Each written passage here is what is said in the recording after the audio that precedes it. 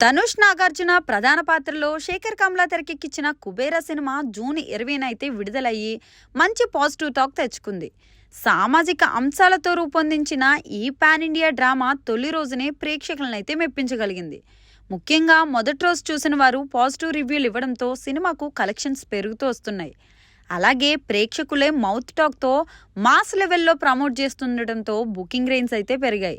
First day book my షోలో 3.28 లక్షల టికెట్లు అమ్ముడవగా రెండో రోజున ఈ సంఖ్య 3.39 లక్షలకైతే చేరింది. వీటితో పాటు థర్డ్ డే అడ్వాన్స్ బుకింగ్స్ భారీగా పెరగడం ద్వారా సినిమాకు వీకెండ్ హవా స్పష్టంగా కనిపించింది. మల్టీప్లెక్స్లతో పాటు B&C సెంటర్లలో కూడా కుబేర మంచి ఆక్యుపెన్సీ సాధిస్తున్నట్లు ట్రేడ్ వర్గాలు అయితే చెప్తున్నాయి. ఇక ధనుష్ చేసిన బిచ్చగాడి పాత్రలో లోతైన emotional touch, Nagarjuna stylish negative shades రెండు ఆడియన్స్కు కిక్ ఇచ్చేలా ఉన్నాయి. ముఖ్యంగా నాగ్ పోషించిన CBI అధికారిక పాత్ర సోషల్ మీడియాలో ప్రశంసల వర్షం అయితే కురుస్తోంది.